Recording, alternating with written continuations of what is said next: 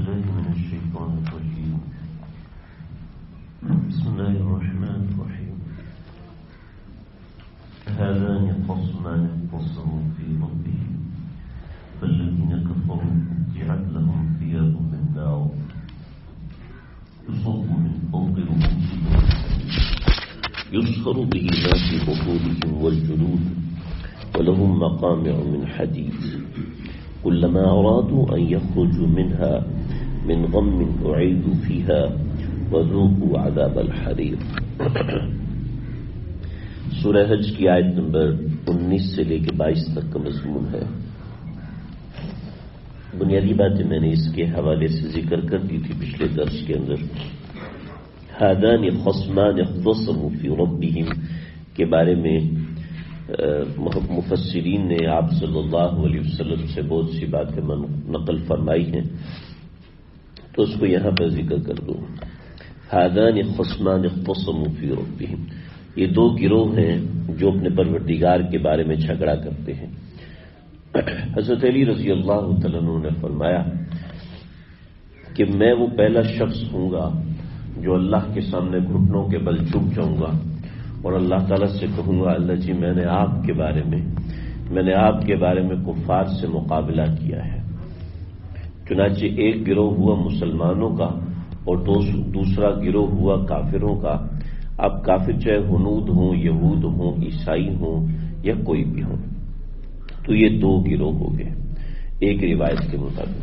دوسری روایت کے مطابق سیدنا ابو ذر غفاری رضی اللہ تعالیٰ عنہ نے قسم کھائی اور قسم کھا کے فرمایا کہ جنگ بدر کے اندر جب عتبہ، شیبہ اور ولید یہ تین لوگ نکلے تو عتبہ نے سب کو مخاطب کر کے فرمایا، عتبہ بن ربیعہ، شیبہ بن ربیعہ اور جو تیسرا تھا ولید بن عتبہ، یہ عتبہ کا بیٹا تھا. تو عتبہ نے مخاطب کر کے فرمایا کہ تمہارے اندر جو ہمارا مد مقابل ہے وہ آئے. تو نصارہ کے تین نوجوان لشکر سے باہر نکلے اور ان تینوں کے سامنے آ کے کھڑے ہوئے. تو عتبہ نے کہا کہ تمہارا نسب کیا ہے؟ تو انہوں نے اپنے نام بتائے. تو عتبہ کہنے لگا کہ بھئی ہم سے مقابلہ کرنے والا ہمارا مد مقابل ہونا چاہیے. تم تو چھوٹی ذات کے لوگ ہو، چھوٹی قوم کے لوگ ہو، ہم تم سے کیوں مقابلہ کریں؟ چنانچہ پھر ان کے مقابلے میں حضرت علی اور حضرت حمزہ اور حضرت عبیدہ رضی اللہ تعالیٰ عنہ یہ تین حضرات مقابلے میں آئے. تو سیدنا ابو ذر غفاری رضی اللہ تعالیٰ عنہ فرماتے ہیں کہ ہادان خصمان اختصموا فی ربہم کے اندر یہ دونوں لوگ مراد ہیں.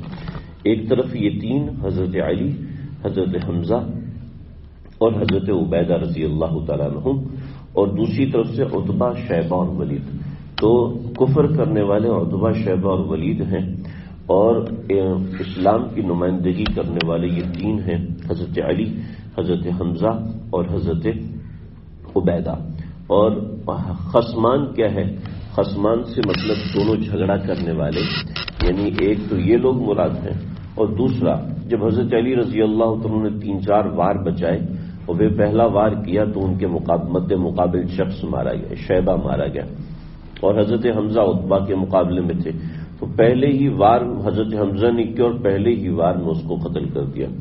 حضرت عبیدہ رضی اللہ تعالیٰ عنہ زخمی ہوئے، ان کی ٹانگ ٹوٹ گئی یا ٹانگ کٹ گئی، اور دوسری طرف حضرت علی اور حضرت حمزہ نے ان کے مد مقابل جو ولید تھا اس ولید کو ختم کیا.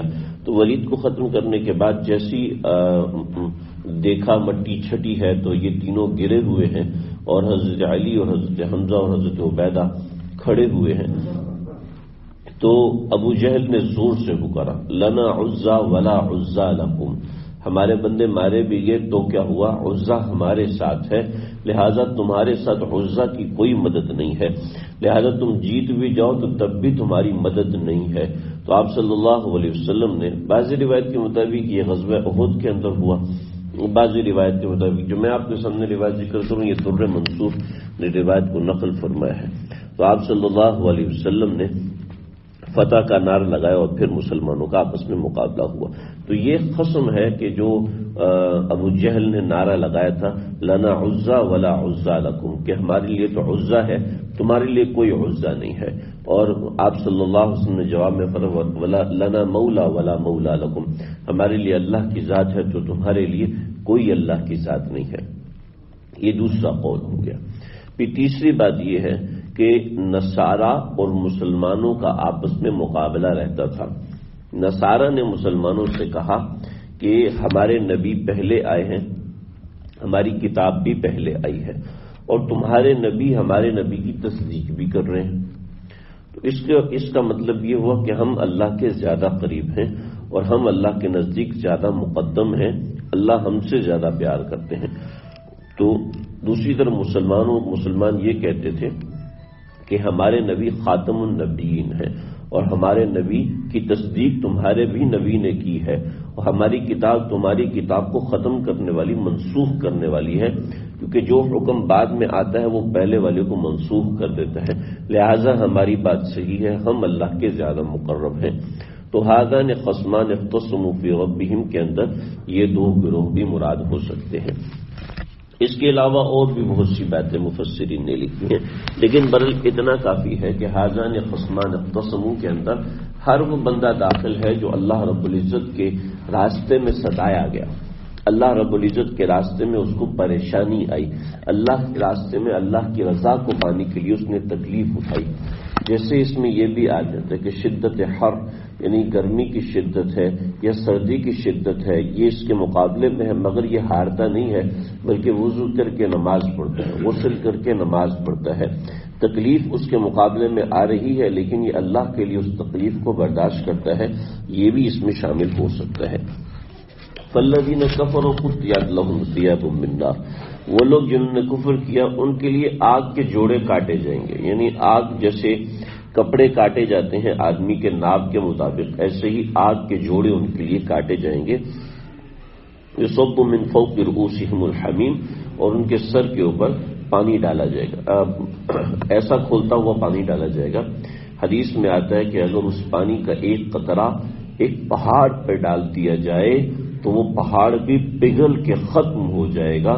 وہ اتنا زیادہ گرم پانی، اور اس کی بدبو اتنی زیادہ ہے کہ صرف ایک ڈول اگر زمین پر ڈال دیا جائے تو اس کی بدبو اتنی زیادہ ہے کہ سارے انسانیت، سارے جنات اور سارے جانور اور سارے جاندار یعنی پودے وغیرہ وہ سب اس کی بدبو کو برداشت نہیں کر سکیں گے اور مر جائیں گے. یعنی اتنی اس کے ایک ڈول کی بدبو ہے. تو فرشتے اس کے منہ کے اندر درز ڈالیں گے، اس کے منہ کو کھولنے کی کوشش کریں گے تو وہ منہ کھول تو لے گا لیکن دوسری طرف کر لے گا. تو فرشتے پھر اس کے سر پہ چوٹ ماریں گے جس سے اتنا گہرا سوراخ ہوگا جو کہ سر سے لے کے معدے تک چلا جائے گا، اور پھر ان کے سر کے اوپر اس طریقے سے وہ کھولتا ہوا پانی ڈالا جائے گا.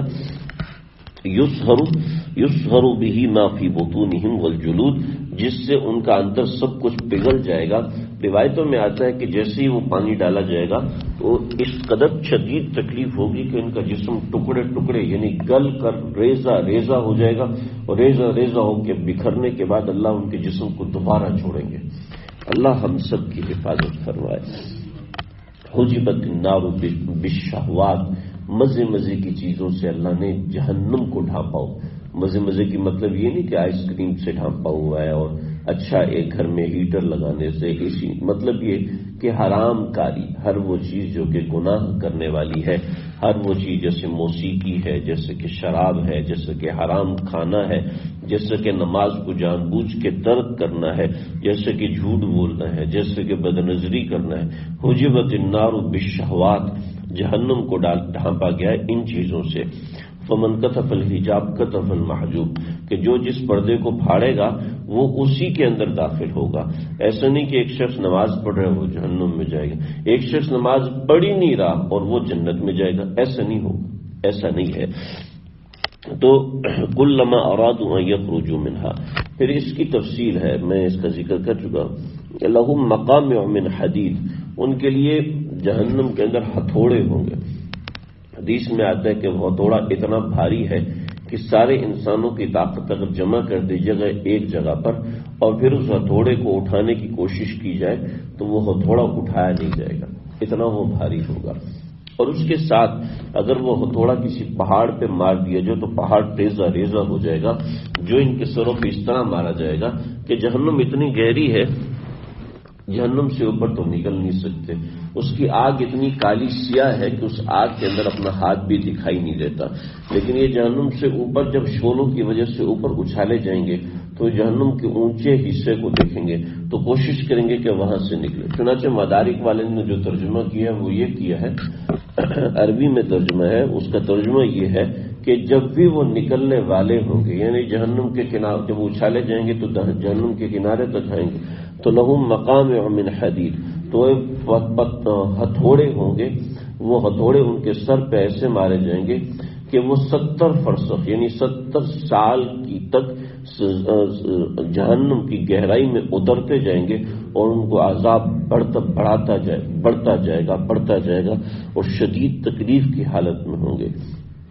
بعض حضرات نے یہ کہا ہے کہ جہنم کا کوئی وجود نہیں ہے، بس اللہ کی ناراضگی کا نام جہنم ہے، اور حالانکہ یہ بات درست نہیں ہے۔ جہنم صرف اللہ کی ناراضگی کا نام نہیں ہے بلکہ جہنم ایک مقام کا نام ہے، چنانچہ یہ آیات اس کی تصریح کرتی ہیں۔ آپ صلی اللہ علیہ وسلم سفر پر تھے تو ایک صحابیہ رضی اللہ تعالیٰ عنہا آگ جلا رہی تھیں تو ان کا بچہ آگ کے پاس جا رہا تھا، تو انہوں نے اس کا ہاتھ پکڑ کے پیچھے کھینچا تو آپ صلی اللہ علیہ وسلم تشریف لائے، کہنے لگی کہ یا رسول اللہ، میرا بچہ آگ میں ہاتھ ڈالنا چاہتا ہے اور میں اس کو آگ میں ہاتھ نہیں ڈالنے دیتی، جبکہ آپ فرماتے ہیں کہ اللہ اپنے بندوں کو 70 گنا ماں سے زیادہ چاہتے ہیں، تو اللہ اپنے بندوں کو آگ میں کیسے ڈالیں گے؟ تو آپ صلی اللہ علیہ وسلم وہاں پر رونے لگے۔ ابن ماجہ شریف کی روایت ہے، بڑی تفصیل۔ تو آپ صلی اللہ علیہ وسلم وہاں پر رونے لگے تو بعض حضرات نے کہا کہ اس کا مطلب یہ ہے کہ آگ واگ کچھ نہیں، بس اللہ نے دنیا میں ڈرایا ہوا ہے، ایسا کچھ نہیں ہے۔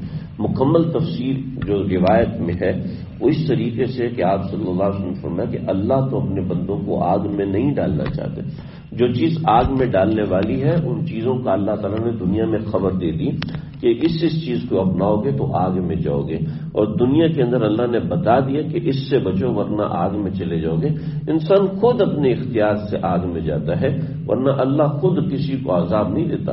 ما يفعل اللہ بعذابکم ان شکرتم وآمنتم، اللہ تمہیں عذاب دے کے کیا کرے گا؟